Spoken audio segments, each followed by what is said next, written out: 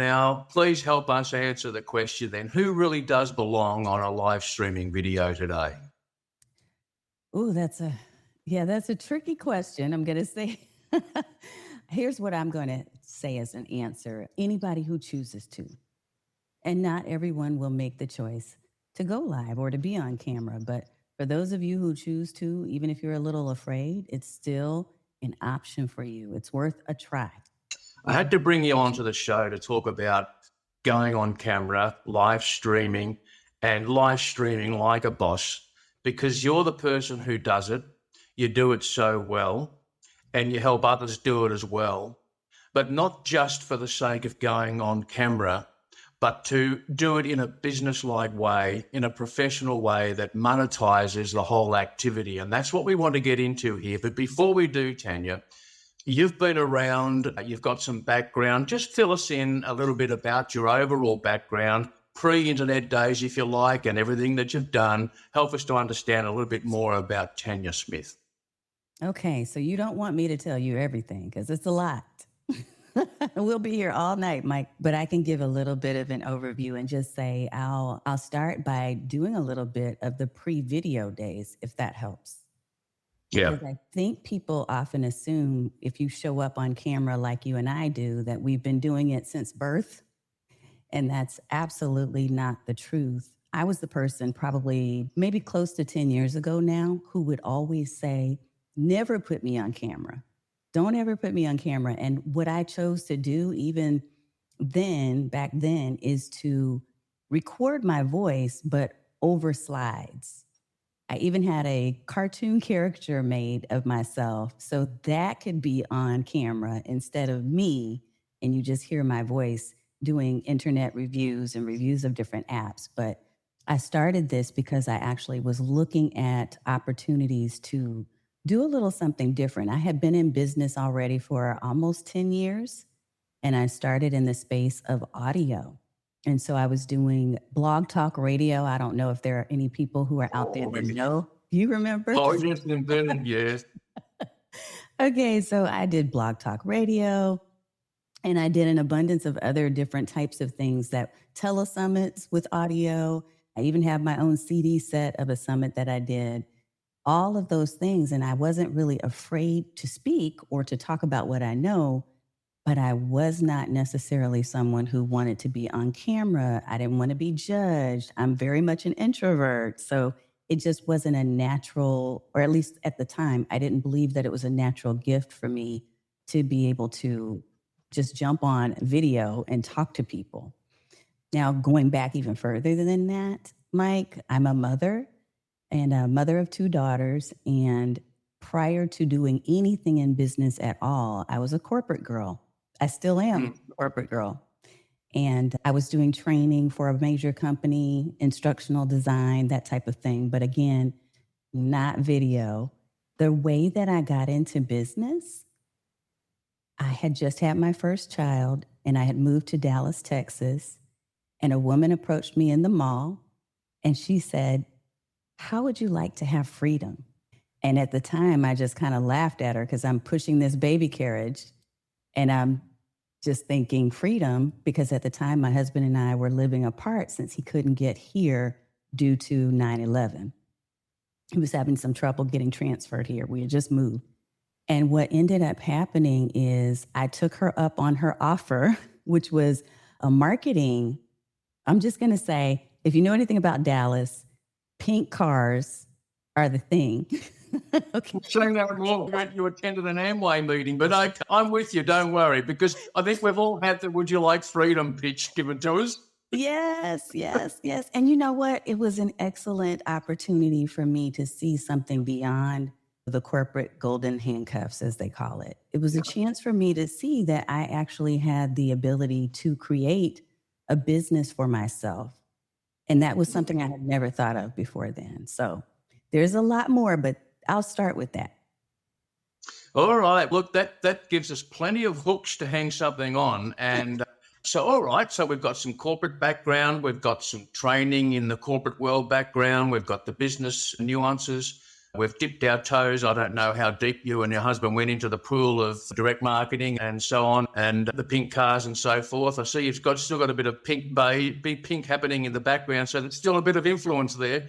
That's good. All right, Yeah. so here we are then on, at one hook I do want to hang something on, the word introvert, because it comes up a lot. I see it, you would see it. People make comments like, I hate seeing myself on video. I can't go on video. I can't do it. I'm too scared, whatever.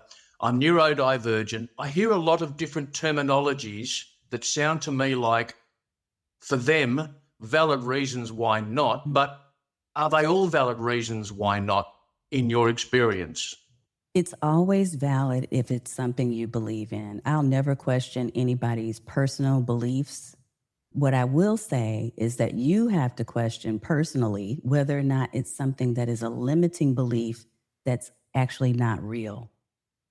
If you're hanging on to the fact that you think you have nothing to say, if you're believing that for some reason you're just not enough, if you believe that for some reason other people will judge you, like all of these things have maybe some element of truth to them. But a lot of times we allow those to become roadblocks instead of simply finding a way to get past them. And I think, honestly, Mike, the real gift for me in finding video is that it helped me to grow not only from a professional standpoint, but to also personally grow. It helped me to model behavior for my two daughters that they never would have seen from me, because here's mom standing up and doing something that she kept saying, I'll never do, right? Because I had a real reason why. And my reason at the time was that I knew I needed to do something different if I wanted my business to grow. And so my saying is, when you do the things that others don't, you get the opportunities that others won't. And I knew I had to do something dramatically different at the time. And video happened to be the thing I thought I'd try. And so I decided I was going to commit to doing live streams once a week for a year. And that was life-changing. In what way?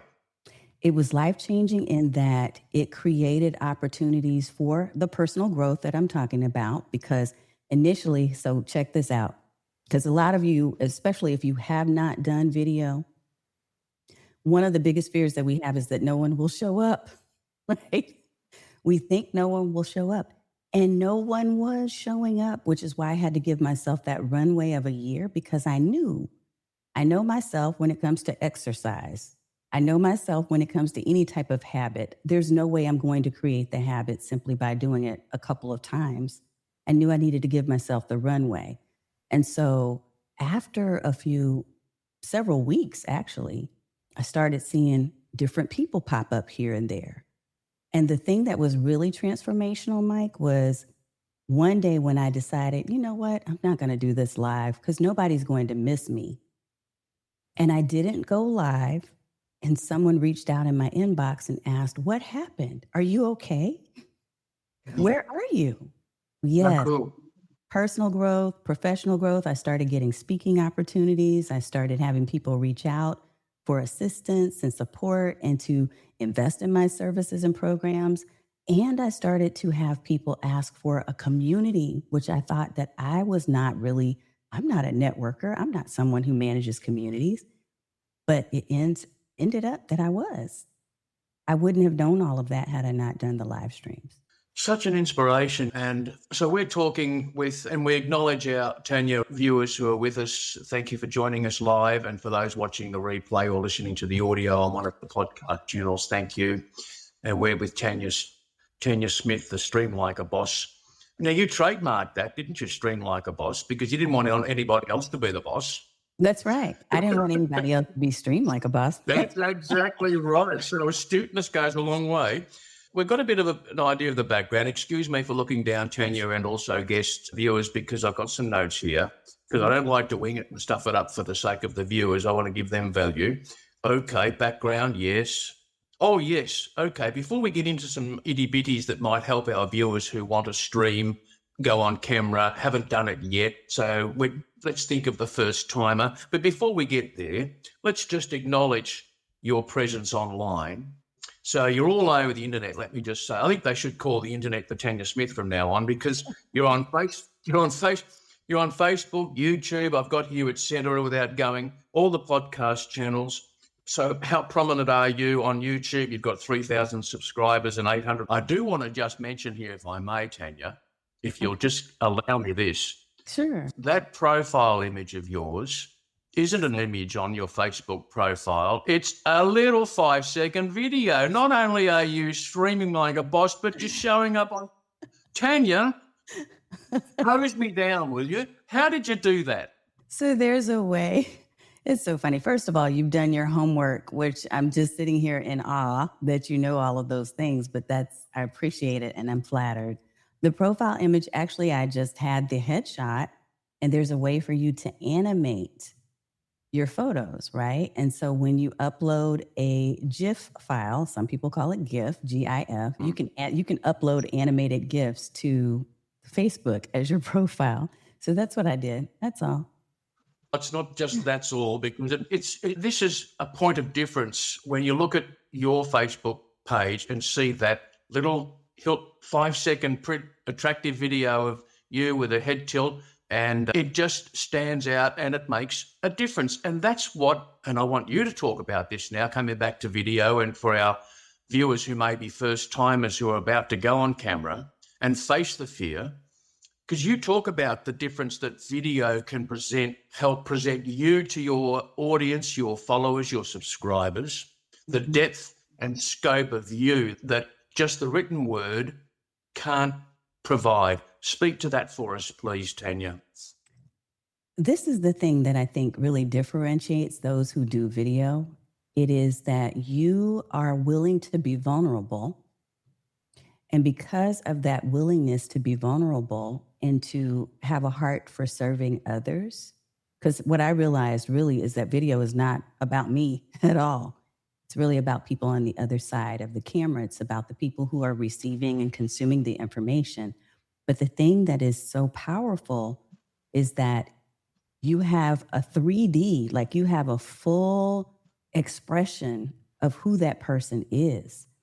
In this day and age where we are really trying to determine, is that real or is that AI? Everybody's asking that question about your content, your images, your videos, your everything. And the thing that I love about the power of live streaming in particular is that it's real conversations with a real human being. So they hear you, they see you, they feel through the camera the expression of emotion that you're putting out there. Anybody who's watching this right now probably can tell that I actually really mean what I say. I'm not just telling you that I love live video. I feel that, and I want that to come through the camera. And I think that's the power, is that you get the benefit of really getting to know and trust people through video, whereas with text, people might interpret the read differently. They may not be able to really interpret it in the way that you meant or intended.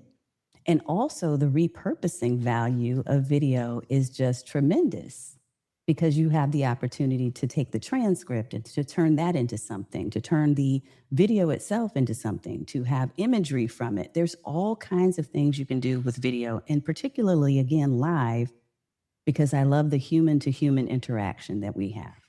You mentioned transcript. You've actually, when I was doing some background there, I saw that you speak about the use of transcript. And correct me if I got it wrong, because it made me think, what's Tanya really saying here? When you take the transcript of a live, such as we're doing a live now, there will be a transcript that Substack AI automatically generates of this video, this live stream, when it's touched by Substack AI. You take a transcript and you use it in what way to create further repurposed content? What's your secret there, Tanya? So my secret is that when you have the words from what you've spoken, it allows you to create hundreds of pieces of content. So I use something called the single source framework. What I'm doing after every live is I'm taking that information and I'm using one of my favorite LLMs, which is Claude. So I'm big into Claude and Claude Cowork right now. I feed it that transcript. So I paste that transcript either into Claude or into another favorite tool of mine, Notebook LM by Google. And I say, actually, I've trained it to do this thing. It's turned into multiple social media posts. It's pulling quotes. It's pulling content together that could become an email newsletter. It could become a series of shorts and reels. It could become a series of quote images. There's a number of things that you can do with the transcript. And the value of this transcript is that it literally is your voice. It's your voice. It's you speaking, so that when you're using any type of AI tools, it's not going to give you the bot speak. The output is as good as the input. And so the input I'm giving this is my actual voice, so that it then outputs in a way that I would be speaking. And that's, again, another powerful way to really leverage your live stream. I know you're heavily into the use of AI and you're quite firm in your position on it. And I say that because when I read your post on Facebook, the one that comes up as the hero post, if you like, how there's a comment, let me put it in the Mike Searles vernacular. If you don't like it, buzz off. Now, you didn't put it anything, you didn't say it like that. That's just my Australian way. But you have a firm position on AI and you're unapologetic about it, aren't you? The use of AI and the tools. I am. And I'm also very conscientious about the way that I use it, though, Mike, too. And anytime I'm using any type of new tool, whether it's AI or something else, it needs to align with my values. There need to be certain decisions that I'm going to make about the way in which I'm going to use that. And I'm clear about that in my terms of use and all of the other spaces that I play, because I do want people to be clear about how I use it, why I use it, and when I won't. You've got this experience with AI, so you're the Stream Like a Boss, you're the video stream spokesperson, authority that we can go to for exactly what we're doing now for information answers. You're using AI and you're using it and unapologetically. Let me ask you this, because I use AI, as many of our viewers would use AI, but I wonder whether I'm missing out by not using Claude. I don't use Claude. I wonder if you just speak to this, please. I used to use ChatGPT, as a lot of us did, and then I flicked it. And I'm now hooked into the Google ecosystem, which means Gemini and Notebook LM. Am I missing out by not using Claude? Ooh, that's a good question. This is what I do with Claude, and I don't know if you're missing out, because here's the thing. I still believe that Google ultimately will dominate the space, because they just already have their hooks in so many different things. They already own so much of the space where information is stored anyway. And Google has had some major innovations even over the past couple of weeks. So I don't know that you're missing out, but what I'll tell you is that I primarily use Claude Cowork because, and it's on the desktop app. It's not a part of, if you just go to claude.ai on your browser, you won't be able to access this. But if you install the mobile, or not mobile, but the desktop app for Claude on a device, you can then access something called Cowork. And the reason why I love that, Mike, is because it has given me the ability to multiply myself. I used to wish that I was a superwoman, that I could have this superpower of multiplying myself and being everywhere and doing all these things at one time. Claude Cowork has allowed me to do that, because I've been able to create team members, a team of 7 different members, and each of them runs tasks and does different activities for me and on my behalf while I'm sleeping, while I'm serving clients, while I'm doing a live stream. It does this for me on a regular schedule. So I can set the timing for when it's going to send me my next set of live stream topics to pull from.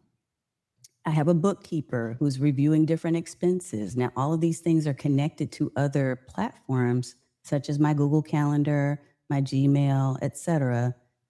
But it gives me a daily brief every morning at 6 a.m. When I wake up, I can go to the daily brief and see what tasks are pending. What do I have coming up for the day? What are some key meetings I don't want to miss? What are some top trends that I need to probably write about and let my community know about? It does all of this simply by me training it once and then just having conversations. I'm all ears, I tell you why. I'm very well organised with these tools at your fingertips, and you leave me for dead just listening to that about how organised you are. And it's a little lesson just given there, viewers. Tanya's spoken about Claude and how she's using Claude to help, and these 7 archetypes or characters that are your team. Actually, you touched on something there that made me think.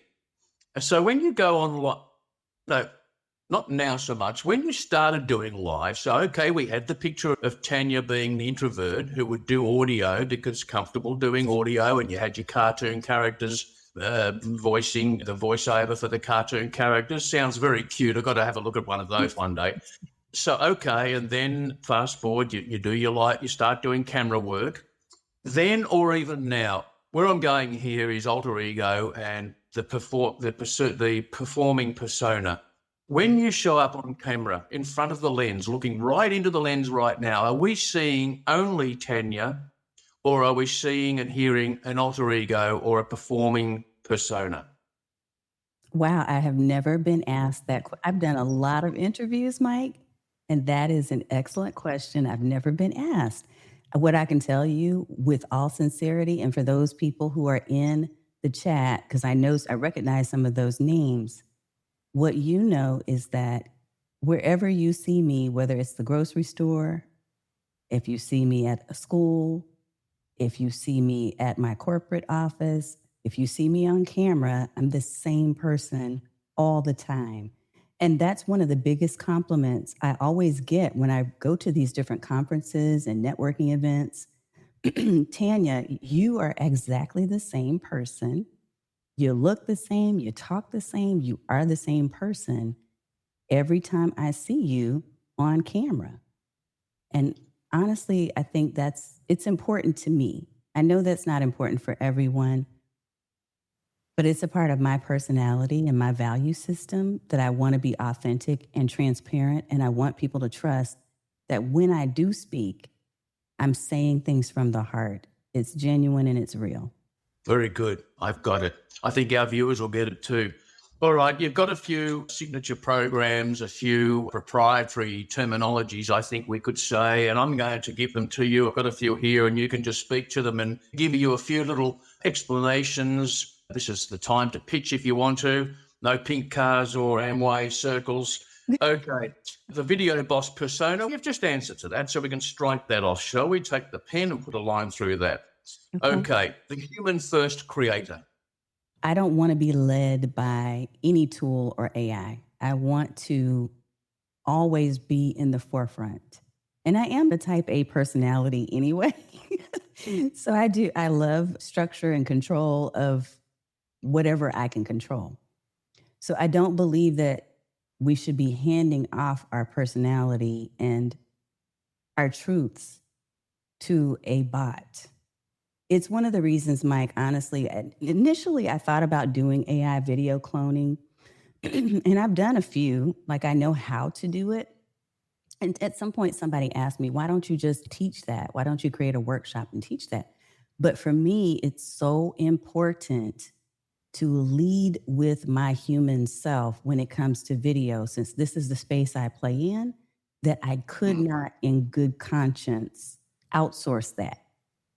This is the place where I actually get to connect and to meet other people in the chat, on the screen with you. And I don't want to outsource my humanity. And the same goes whenever I'm creating written content. I want to lead with my own ideas because, we can go into Claude or ChatGPT or Gemini and ask it, hey, write me a LinkedIn post. But if we haven't provided any type of information whatsoever, it's going to make up whatever it thinks it needs to write. And then we're being led by it and saying, oh, okay, I kind of like that, but maybe this. No, I want to go in first and say, hey, I need to write a LinkedIn post about these things, and here are my thoughts. Now help me enhance and improve the flow of that. There's a difference, I think, in the way that we create content. It's just a choice I've made. And I know that there are other people who are making a different choice. So I'm not knocking that. But when I say human first, that's what I mean, that we lead and then everything else is the support of what we are doing. Got it. Your background, is that real or is that a digital background we're seeing there? It's real. You can't see the entire room, but I have a whole space, a whole studio that I've created Get out of here. because nobody was using the family room anymore. So I took all of the stuff out and redesigned this whole room. It's a whole space up here, upstairs. That's my studio. So yeah, this is real. It looks, a tat on your arm there, I see. Hold up your arm. Wow. Wait, let me see. There Can you you see go. it? How long Just have you a had that koi tattoo? fish. What is it? It's two koi fish, one going yes. up and one going down, and talking about Yep. it represents the struggle of life, but also the beauty. The last couple of years, we've had a lot of family members pass and just a lot of turmoil. And this year, I'm turning a big number. So in summer, no, I'm turning 55. I What will is be it? 55 this year. Yeah. Yeah. I don't believe it. Yeah. Thank you. I don't believe it. I can't believe it. Turn that fire hose on me again. But seriously, first of all, I'm sorry to hear that you and your family have had issues to deal with. We all have issues. Everyone's going through something, but you've had those issues, and I'm sorry to hear that. And the tat that you've got on your arm is your way of wearing Reminder. a reminder. Yeah. How long have you had that You're tattoo? going to have ups and downs, that as many things that you see, when you see things start to go wrong, or if you're going through a season of challenges, just remember that there's an upside and that it's only a season. That's what it reminds me. Now, what we see of Tanya Smith, now I've seen a few of your videos even before I thought of asking and inviting you to join me on the show. I was watching you because with the tag "Stream Like a Boss," you want to say, what's this about and who's this person and how can she help me? And so I was listening to what you were saying, obviously, when you were answering that question about human first creator, but I was also observing how you were saying it. And here's what our viewers will notice too when watching you now and listening to you, Tanya, is you're very measured and paced in not only your voice and tone, but also your body movements when talking. Now, tell me you've put some work into that. You're asking a lot of really good questions. Okay, so yes. And a part of it is that it really is who I am. I've always been someone who takes great care at what I say and how I say it. I've always been someone who, over the years, recalls that your communication and what you say and how you say it can create roadblocks, or it can open gateways. And so just being really conscious of that, Mike, I guess over time I've matured the skill. But I did start out early on trying to do Toastmasters, and I failed miserably. I was never good with that. I don't believe it. Yeah, I was not good with Toastmasters. So I still say ums and ahs. You'll still hear that in some of my videos. I did recently join the National Speakers Association because I have been doing speaking on stages for some time. The reason why I think I can be good in these environments and spaces is because I believe in what I'm saying. Yeah. There have been times when I've been asked to speak about things I don't know and I'm not passionate about. And in those times, it really does not come across the way that maybe you and I are talking now. When I believe in what I'm saying, I'm passionate about it, and I feel like I've studied and I've researched and I've analyzed and I know enough to say it with my full chest, as some people say, it comes off like I really mean it. So I don't know that everyone is going to have a polish, but I've been doing this for a while. So maybe that's why. It shows, obviously it shows. And the reason I bring it up for our viewers, Tanya, is because, okay, a lower tone, and I'm not just speaking from my experience here. I know I'm not trying to teach you, Tanya. I'm not trying to teach anybody. I'm just speaking from my own experience. I've had this background myself as on stage and as a performer. The lower tone and the slower speaking, the lower tone, the lower volume, and the slower speaking pace has authority about it. That's the thing. And when you do speak about authority have you got it here in one of your courses? wanting to think, no. I know in some of your information, authority, genuineness, yes, authenticity, but also authority. Yeah. And the authority from expertise, all the expertise in all your Mary Kay work and whatever it is, whatever the pink was, and all of that brings you to where you are right now with our viewers on Mike Searles. But all of it brings us to this moment.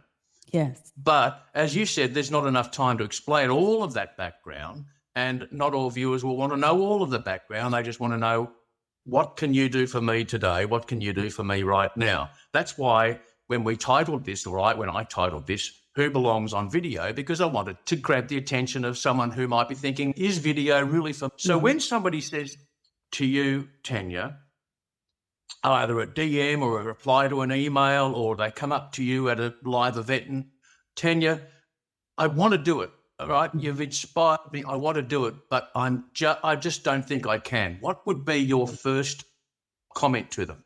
I would ask them, are you willing to try? Because to your question, and I thought about this as you were just speaking about authority, this isn't overnight.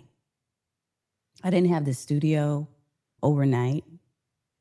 I started with the basics. I started in a walk-in closet. I started with a camera that had a very bad position. It pointed right up my nose. It was just really silly. I started with a bad microphone. I started when I didn't feel like I was not nearly as smooth and polished as you may hear me speaking now, but you have to start. And before you start, you have to be willing. So I would ask, are you willing to try? Because that's all I want to know. I can work with people who are willing to try. I had to give up this idea of convincing people that you should be on camera. I used to try to do that, Mike. I don't do that anymore. I don't convince you. If you know it's something you want to do and you're willing to try, that's something we can work with. Yeah, I love it. You're more likely to commit to it. Yeah. I love it. I love it, Tanya. So another one of your positioning statements, crickets to clients. What's that about? Really, that you're probably going to start with 0 people watching. And if Just you're like in you did. business, yeah, it's going to be crickets. And if you're in business for yourself, that's not what you want. But you can get from point A to point F or G or whatever it is you're looking to get to. You can get to the goal if you stay committed and you stay consistent. I remember the name Russell Brunson may or may not mean something to you, but in the internet marketing world, he's a big name. And I recall how he did his, just when ClickFunnels was just in its very primary days, he did a live webinar every day for a year. And for most of that year, he had no viewers or very few viewers. And then the rest of it is history, as we know. That's right. The Good Enough Tech setup. Now, you've got that beautiful backdrop there. You've got the boss lady sign there working. You've got the lovely leathers. Everything's working. You've got the pink mic. Everything's set up there, and you've probably got high tech. What camera do you use? I have a Sony A6400 that I'm using right there, and I've got about 3 other cameras, 4 other cameras here for different positions and perspectives. Oh my goodness, you've got a TV studio. And what about your microphone? What about your microphone? It's a Shure mic, so a Shure MV7X, I think, is what I'm using now. And I have a Rodecaster Pro 2, which is a sound mixer. So I have all the gear now, but I did not start with that. And anytime somebody new is coming in and asking, I say, hey, start simple, like the phone. You probably already paid $1,000 or more for your phone. Start simple. Yeah. Yeah, just get started, eh? Good enough text. Okay. Owning your audience and bypassing the algorithm. This one caught my eye. I think maybe I was a little frustrated and irritated because what I recognize is that it's not always the smartest or the most experienced in the room that gets visibility. As a matter of fact, it usually isn't. It's the people who are the best marketers. Yeah. So one of the things I was frustrated with is the fact that I put so much effort in something. This happened probably a few years ago. I had a group on Facebook, And it was growing steadily. But a couple of things I noticed. One is that as I was posting regularly and putting my hard work into creating this content, it wasn't even getting seen. It's not that people didn't want to see it because they signed up to be in the group, but the algorithm, and there were other powers that be within the company that just decided they didn't want to show the content. And then what really broke my heart at one point is my group, my community had started crowdsourcing a document of resources for video and live streaming and marketing and all.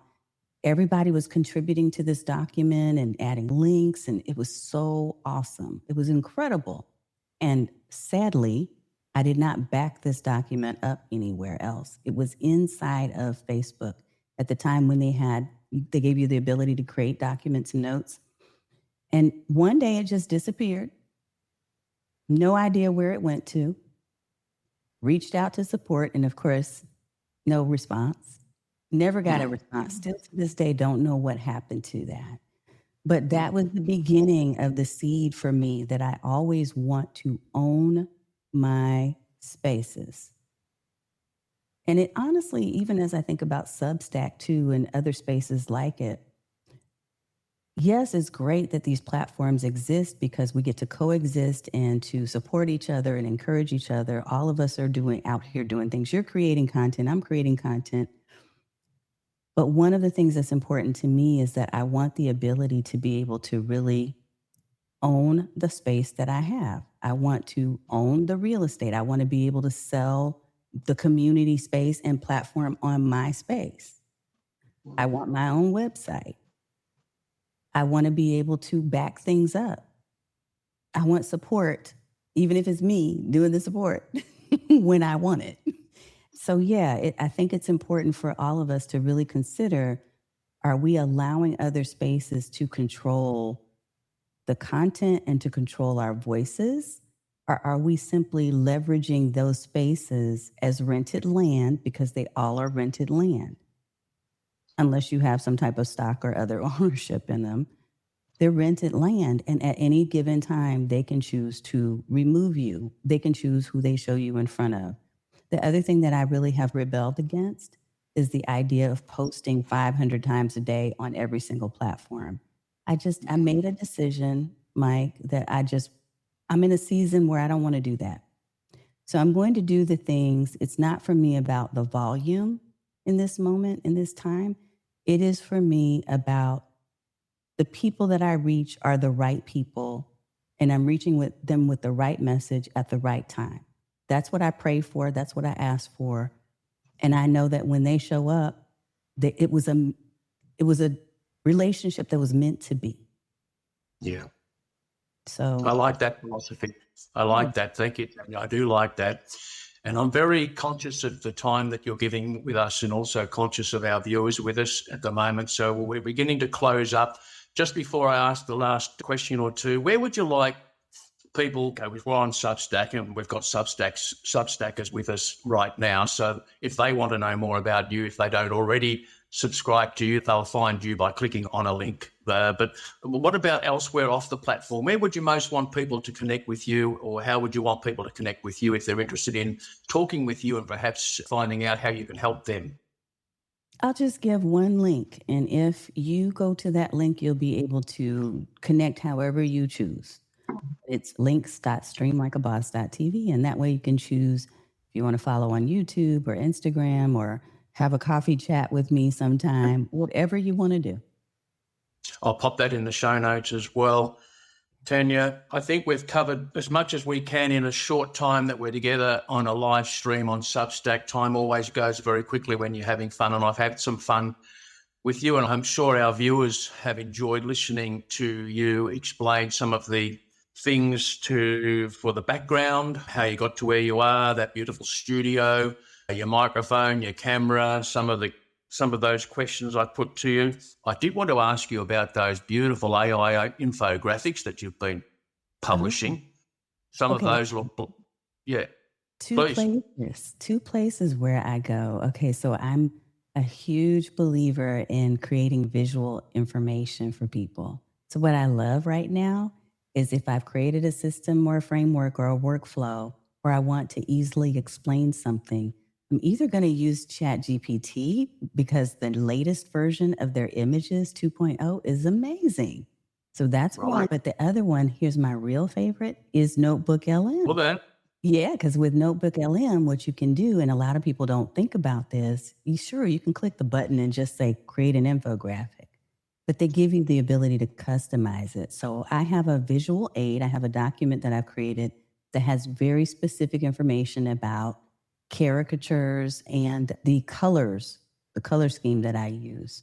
And I go and pull the snippet from that document into Notebook LM whenever I'm creating an infographic, so that it has characters that look like me, so that it has my branded colors and things yeah. that I would use. So yeah, those are my two favorites. Wow. I knew Notebook LM was going to get mentioned because I saw it down the bottom right-hand corner of one or two of your recent infographics, and I encourage our viewers to seek out and look and find and look at some of Tanya's fantastic infographics, and you certainly nailed the whole input and whatever prompts you've been using, etc., because some of those little cartoony images do look like you, and the one that I saw this morning where it's just all very good. Now, last question, and probably I could say for some people one of those important questions I could ask anybody about live streaming and in connected with being a solopreneur or a creator. We're going to say the swear word, the profanity for some, and that is money and monetization. Now, the reason I know, right? Did I just see the lights flash? But now, look, not everybody. Okay, all right, okay. Not everybody is into it. Okay, if you're a creator, okay, monetization. You do monetize. Oh yeah. And well, there you go, unapologetically, as do I. Live streaming video and monetization. Does it make it easier for you to monetize your programs, your services? I'll say it depends, because everyone has different purpose or reasons behind how they leverage their live streams. For me, I leverage one live stream every week as much as possible to lead people to my programs, products, and services. And I don't mean that I'm getting on my live stream and instantly saying, hey, go buy my stuff. It's me about using this tool, this media, as a way to bridge people from not knowing who I am at all to knowing, liking, and trusting. It's creating that relationship over time as people continue to show up, and I continue to show up because I've committed to being on video. And then they want to have more of an experience with me. They want to be a part of the community. They want to experience a workshop or a program that I'm teaching, because I'm teaching and giving in the video. And so they want to know, if she's doing all of that in a 30 to 45-minute video, gosh, she must be doing a whole lot in a 90-minute workshop. And it's true, because I do. So I think that I will never, ever tell anyone to apologize for monetization. This is how we feed our families. This is how we sustain and are able to keep bringing and delivering great content, because we're fed and we're housed and all of those other things. So yeah, I'm not first a creator. Yeah, I create, but I am a business strategist first and foremost. And a creator just happens to be a part of the system that I use to deliver and distribute my content. Could you just say that again for us, please? You're not a what first? You're a what? I'm not a creator first. Yeah. I'm a business strategist first. If I'm teaching other people how to actually leverage things like live streams to monetize and to grow their brand and to become authorities in their field so that they can also generate revenue and income, I can't be afraid to ask for the income myself. And by the way, it's worth it. You have to see yourself and what you do as valuable. I know that what I deliver is of value. So I don't have any concern whatsoever with putting currency onto that, because it's an exchange. Oh my goodness. Do you have a program on that? Because that in itself is that in itself, forget about video bossing. That's a webinar, it's a masterclass, it's a video course, it's everything, isn't it? Yes, it's psychology. It is you Psychology. understanding. It really is. I was a Yeah. psychology major, right? It truly is Wait, about no, excuse me, sorry. Pardon me for interrupting you. You can't just let that flip across like it's just a fly flying across the screen. Come on, Tanya. You're what? A psychology what? Yeah, I majored in psychology. That was my major in college. And then I have a master's in business administration as well. Oh So, my goodness. so yeah, the psychology and the thought process behind monetization, I think it's about really sometimes people question whether or not what they're delivering and offering is of value. Yeah. And if you don't believe that, it is going to be harder for you to ask for a sale. But if you're Yeah. very confident because you know you've seen lives transformed, you've seen people's businesses grow. Let me give you a really quick example because I know we're short on time. A woman who was a podiatrist came to me and she asked me in a discovery call, she said, I really don't know why my Instagram is not working. And so we looked at it. I said, let's take a look and see what you've got on there. And it was a bunch of selfies and pictures of her in her daily life, which that's fine. I do some of that too. But she talked to me about a proprietary foot thing, some type of shoe that she had created that was helping people to realign their feet. I didn't see any of that on her Instagram. She said, I just don't want to sound salesy. I said, but people are missing out. People are missing out on this. This could be a gift. This is something that people need to have. People that have struggled with this problem need your solution, but you're refusing to talk about it because you don't want to be salesy. And there's that psychology. You have to know that what you are doing is of value and has worth and be comfortable assigning currency to it. If you can't believe that for yourself, what's going to come out of your mouth will be that you're not confident, that you don't believe it will help, and it won't sell. So, Tanya Smith, you've blown my mind. And for our viewers, your own subscribers and followers might be missing out simply because you're not on camera. Now, as Tanya said, Tanya's not about convincing anybody that you have to or that you should or that you will, but if you want to, would you be willing to give it a try, quote unquote?